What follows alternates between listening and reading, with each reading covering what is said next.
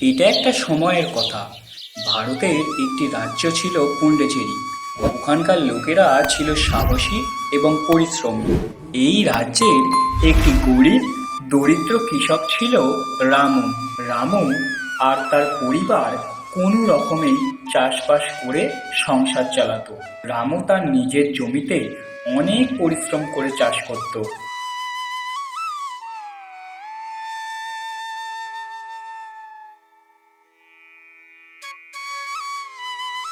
এই নাও তোমার ভাত, আলু সিদ্ধ, কাঁচা লঙ্কা আর পেঁয়াজ মাখা। তাড়াতাড়ি খেয়ে নাও তো, তারপর কাজ শুরু করো। আর কয়েকদিন অপেক্ষা করো, কয়েকদিন পরেই আমাদের ফসল উঠবে।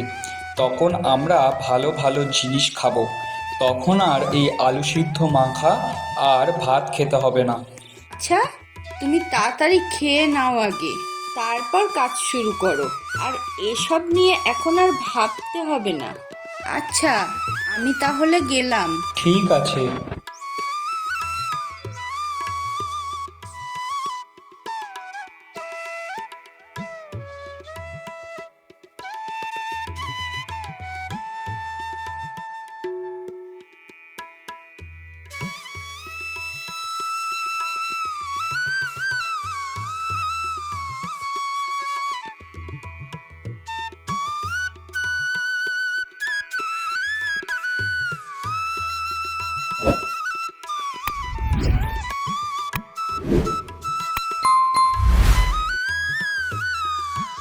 রামু, এবার তোর জমিতে দেখলাম বেশ ভালোই ফসল হয়েছে। এই বছর ওই ফসল বিক্রি করে তোর বেশ ভালোই চলে যাবে। সবই তোমাদের আর উপরওয়ালার ইচ্ছা। এবার যদি ফসলটা ভালো হয় তাহলে এবছর রাজামশাইয়ের কর কিছুটা হলেও পরিশোধ করতে পারবো। ওপরওয়ালা তোর সহায় হোক। ঠিক আছে, আমি তাহলে চলি, আমার আবার কাজ আছে। ঠিক আছে, যা তাহলে।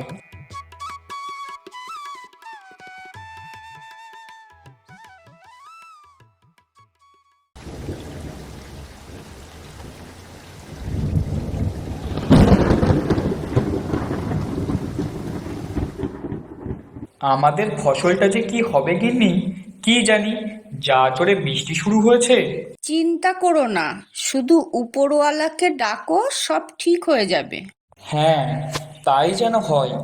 উপরওয়ালা যেন আমাদের ফসলটাকে দেখে শুনে রাখে। আজ এত বৃষ্টি হচ্ছে, আজ কি রান্না করি বলো তো?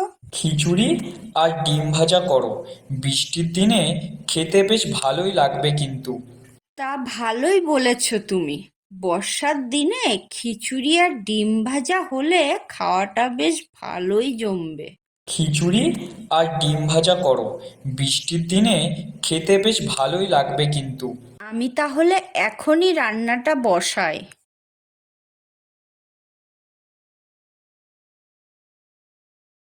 হায় হায়, এ কি হলো আমার! কাল সারা রাত দেখছি ভালোই বৃষ্টি হয়েছে।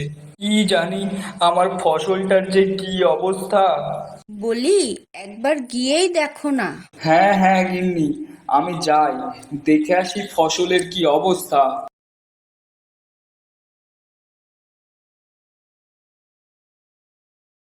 ওরে রামু, কোথায় গেলি রে? তাড়াতাড়ি দেখবি চল, কি হয়েছে। কি হয়েছে? তোর সব ফসলই যে জলে ডুবে গেছে। এখনই যদি জল না বার করে দিস তাহলে যে সব ফসলই নষ্ট হয়ে যাবে। সে কি বলছিস তুই? তবে আর বলছি কি, তাড়াতাড়ি চল।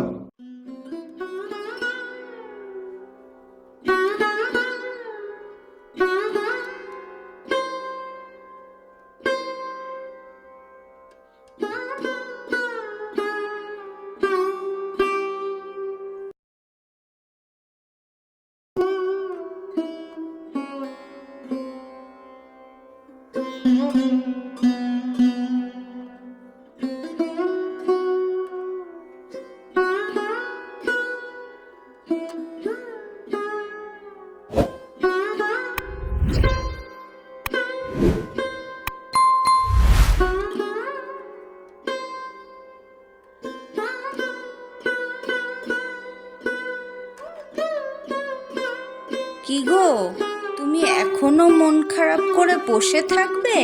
তা কি করব বলো গিন্নি, আমার ধান এই মাঠে সব থেকে ভালো হয়েছিল। এক রাতের বৃষ্টিতে যে সবটা ওলট পালট হয়ে গেল। ভেবেছিলাম এই বছর ধান বিক্রি করলে সংসারটা আবার বেশ কিছুদিন ভালো করে চালিয়ে নিতে পারবো। জানি সংসারটাই বা চলবে কি করে, আর আমরা খেয়ে পড়ে বেঁচেই বা থাকবো কি করে। তোমায় এত চিন্তা করতে হবে না গো, যেটুকু ধান হয়েছে তা তুমি বিক্রি করে দাও। আমরা পরের ফসলটা ওঠা অবধি কোনো রকমে দুমুঠো খেয়ে সংসারটাকে চালিয়ে নেব খুনি। তুমি এবার যা ধান হয়েছে বাজারে বিক্রি করে দাও, নইলে এরপর ভিজা ধানের কল বেরিয়ে যাবে। এখন যা দেবে তার থেকেও কম দেবে পরে। আচ্ছা, আমি তাহলে কালই বাজারে গিয়ে ধানগুলোকে বিক্রি করে দিয়ে আসি। হ্যাঁ হ্যাঁ, তাই করো।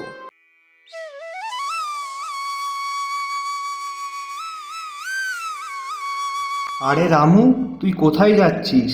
আর তোর ফসলেরই বা কি হয়েছিল? কি আর হবে, এই গরুর গাড়িতে যা ধান দেখছো, অনেক কষ্টে এইটুকু ফসল বাঁচিয়েছি, তাই বিক্রি করতে যাচ্ছি। বলিস কি, বাকি সব ফসল তাহলে নষ্ট হয়ে গেছে? হ্যাঁ রে, কিভাবে যে এবার সংসার চালাবো আর দুমুঠো ভাত জোগাড় করব কিছুই বুঝতে পারছি না। আচ্ছা, তুই এখন তাড়াতাড়ি বাজারে ধানগুলোকে বিক্রি করে আয়, তারপর দেখা যাবে কি করা যায়। হ্যাঁ, আমি যাই, নইলে আবার দেরি হয়ে যাবে।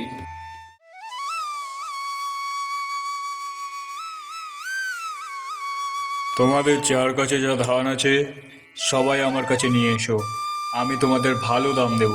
কেউ ওই মিথ্যা ব্যাপারীর কাছে যাবে না। ও বাজারে ধানের যা দাম চলছে তার থেকে অনেক কম দাম দিচ্ছে। তোমার ধানগুলো যে আমি এখন কিনতে চাইছি, এই তোমার কপাল ভালো, এমনিতেই কিছুদিন আগে বৃষ্টিতে তোমাদের মাঠে জল উঠে গেছে, তোমাদের ধান ভেজা, আর আশপাশে বাজারে ধান কেনার মতো অন্য ব্যাপারীও নেই, তাই তোমরা তোমাদের ধান অন্য কোথাও বিক্রি করতে পারবে না। তোমরা কেউ ওর কথা বিশ্বাস করবে না, একটু অপেক্ষা করো, আরও অনেক ব্যাপারী আসবে আমাদের ধান কিনতে। তোর সাহস তো কম না, একটা সামান্য চাষি হয়ে তুই এত বড় কথা বলছিস। যা, তোর ধান কিনবই না। তোমরাও কি ওর মতন তোমাদের ফসল আমার কাছে বিক্রি করতে চাও না? আমরা তো বলিনি আপনার কাছে ধান বিক্রি করব না। এই সময় সকলেরই সংসার চালাতে অসুবিধা হচ্ছে। আপনি যদি ধানের দাম একটু বেশি দিতেন, তাহলে আপনার কাছেই আমাদের ধান বিক্রি করতাম। আমি 1 টাকাও আর বাড়াতে পারবো না। তোমার এই ধান দিলে দাও, না দিলে না দাও। সবাই বাধ্য হয়ে তাদের ফসল সেখানেই বিক্রি করলো।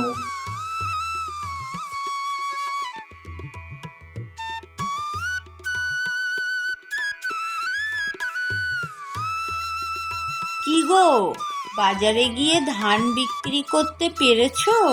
হ্যাঁ, কিন্তু খুবই অল্প দামে বিক্রি করেছি।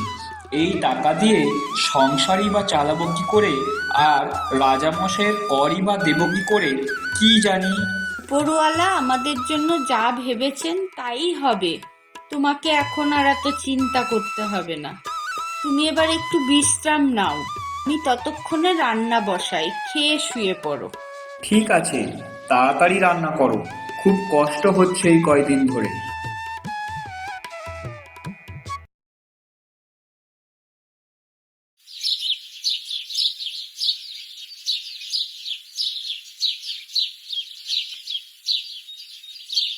কি যে করব কিছুই বুঝতে পারছি না। কেন গো, কি হলো আবার? ভেবেছিলাম ধান বিক্রি করে রাজামশাইয়ের করটা কিছুটা হলেও পরিশোধ করে রাখবো, কিন্তু কিছু তো করতেই পারছি না। তুমি না হয় একবার জমিদারের কাছে যাও, গিয়ে দেখো উনি কি বলে। তা আমি একবার জমিদার বাবুকে জানিয়েই দেখি, জমিদার বাবু কি বলে। হ্যাঁ, একবার যাও, গিয়ে জানিয়েই দেখো উনি কি বলে। এখন হয়তো জমিদার বাবু বাড়িতে আছেন, আমি যাই, গিয়ে দেখি উনি কি বলেন।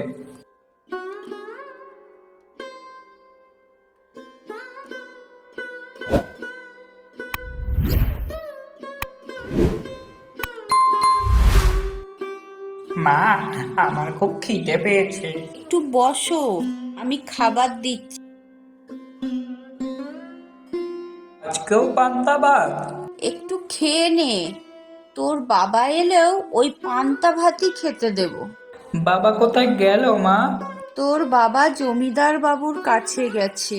এই বছরের কর যে এখনো দিতে পারিনি, কি আছে কপালে কি জানি। কেন মা? কেন আবার, উপরওয়ালাও আমাদের থেকে মুখ ফিরিয়ে নিয়েছে। বৃষ্টি হওয়ায় সব ধান নষ্ট হয়ে গেছে। তার উপর সেই কবে নাকি চাষ করার জন্য ধান নিয়েছে, টাকাও নাকি এখনো শোধ দিতে হবে।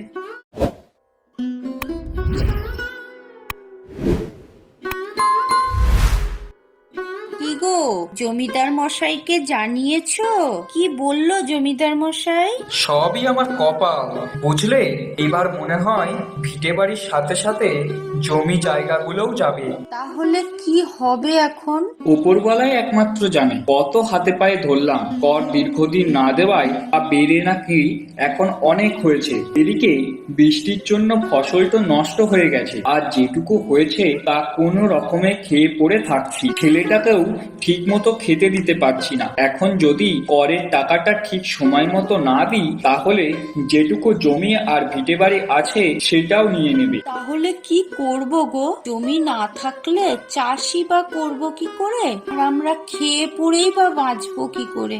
জানি না কি করব, কিছুই বুঝতে পারছি না। আমাদের এই দুঃখের কথা একবার মহারাজকে জানালে কি হয়? মহারাজেরই আদেশ, যারা কর না দেবেন তাদের জমি আর ভিটে বাড়ি সবটা দখল করে নেওয়ার। আমাদের মতো মানুষের সাথে তো আর মহারাজ দেখা করবেন না। আমরা গরিব দিন আনা দিন খাওয়া মানুষেরা কিভাবে বেঁচে থাকবো তাতে তারই বা কি যায় আসে। হে উপরওয়ালা, একবার আমাদের দিকে মুখ তুলে দেখো, নইলে যে আমরা না খেতে পেয়ে মারা যাব। সবই আমাদের কপাল।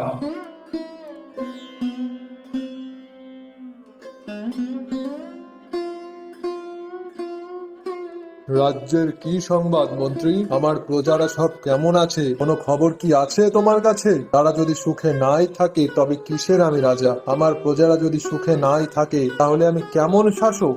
একটা উপায় আছে রাজা মশাই, আমরা যদি রাজ্য ভ্রমণ করে প্রজাদের সুখ দুঃখের কথা জানাতে পারি তাহলে কেমন হয়? তা তুমি কথাটা মন্দ বলনি মন্ত্রী। আর দেরি করো না, তুমি তাহলে একবার রাজ্য ভ্রমণ করেই দেখে এসো রাজ্যের প্রজাদের কি কি অসুবিধা আছে।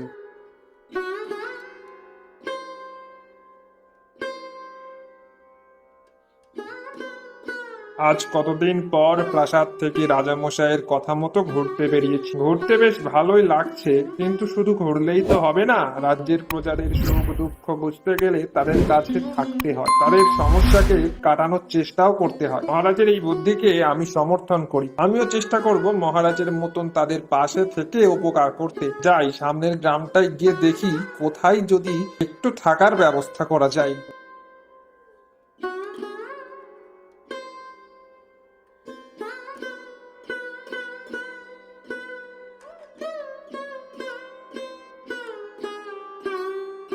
কেউ বাড়িতে আছেন? আপনি কে? বাবা তো এখন বাড়িতে নেই। আমি তোমাদের গ্রামে ভ্রমণের জন্য এসেছি বাবা, কিন্তু কোথাও আমার ঠাঁই হয়নি। তোমরা যদি আমাকে একটু আশ্রয় দাও তাহলে একটু থাকতে পারি। দাঁড়ান, আমি আমার মাকে ডাকি। মা, ও মা, দেখো কে এসেছে।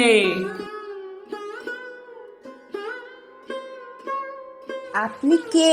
আপনাকে তো ঠিক চিনলাম না। আমি এই গ্রামে ভ্রমণের জন্য এসেছি। যদি আপনারা আমায় আশ্রয় দেন তাহলে আমি এখানে আজকের দিনটা অন্তত কাটাতে পারি। আসুন আসুন। অনেক ধন্যবাদ আপনাকে আমার মতো একজন অচেনা মানুষকে আশ্রয় দেওয়ার জন্য। এরকম বলবেন না, এটা তো আমার কর্তব্য। কিন্তু আমরা বড়ই গরিব, আমাদের নিজেদেরই কোনো রকমে দুমুঠো খেয়ে সংসারটুকু চলে। আপনাদের কিন্তু আমি যথাযথ আপ্যায়ন করতে পারবো না, তবে আমি আমার সাধ্য মতো চেষ্টা করব।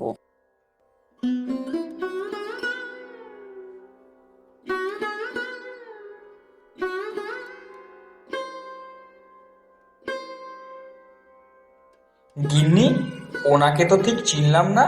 উনি কি তোমার পিস্তুত দাদা? না না, উনি আমাদের গ্রামে ভ্রমণের জন্য এসেছেন, আমার কাছে আশ্রয় চেয়েছেন, তাই আমি ওনাকে আশ্রয় দিয়েছি। অচেনা মানুষকে আশ্রয় দিয়ে তুমি না হয় তার উপকার করতে চেয়েছো, কিন্তু আমাদের নিজেদেরই খাওয়ার জোগাড় নেই। আমরা তাকে কি খেতে দেবো, আর আমরা নিজেরাই বা কি খাবো?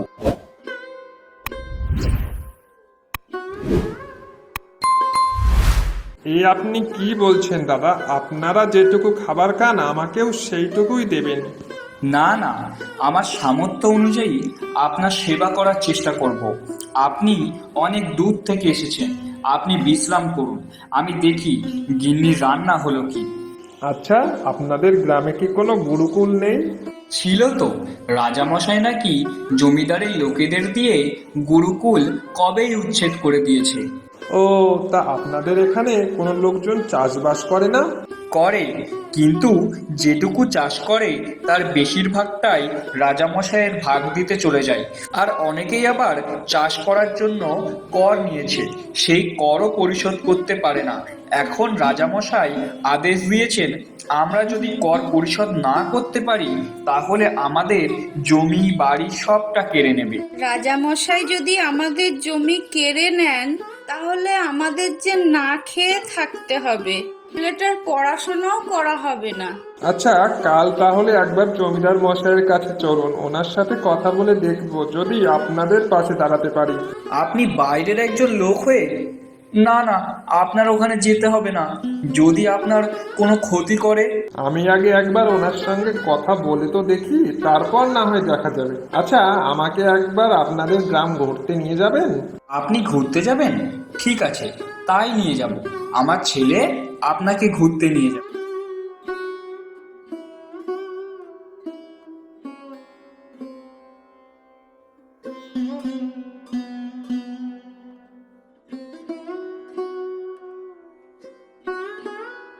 কেউ বাড়িতে আছো?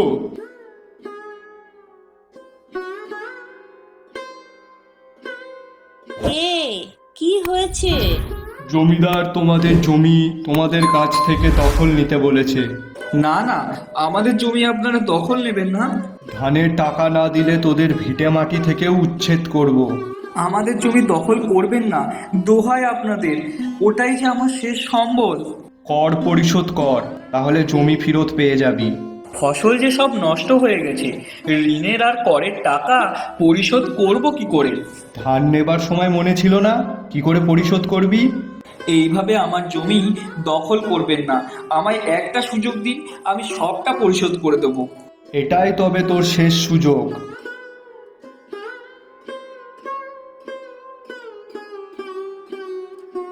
কি হয়েছে? আপনারা এরকম ভাবে বসে আছেন কেন? চলুন, এখনই আমরা জমিদারের কাছে যাব, দেখি উনি কি করে আপনাদের জমি কেড়ে নেয়।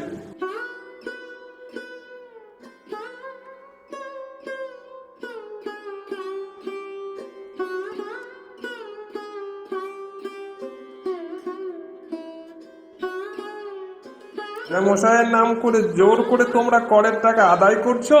তাই নাকি? হ্যাঁ তাই, গরিব চাষিদের ফসল নষ্ট হয়ে গেছে, তার উপর রাজামশাইয়ের নাম করে তোমরা এই গরিব মানুষগুলো জমি ভিটে বাড়ি কেড়ে নিয়ে তোমরা তাদের উপর অত্যাচার করছো, আর নাম বলছো রাজামশাইয়ের। লজ্জা করে না তোমাদের? কে আছিস? বন্দি কর এদের।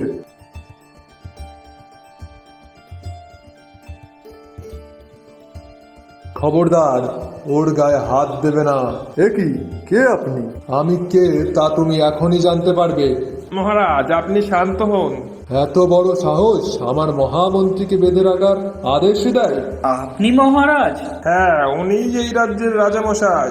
রাজামশাই, আপনি শান্ত হন। আমায় ক্ষমা করে দিন রাজামশাই, আর কখনো এরকম ভুল হবে না। মন্ত্রী, এখনই একে জমিদারের পদ থেকে বাতিল করা হোক।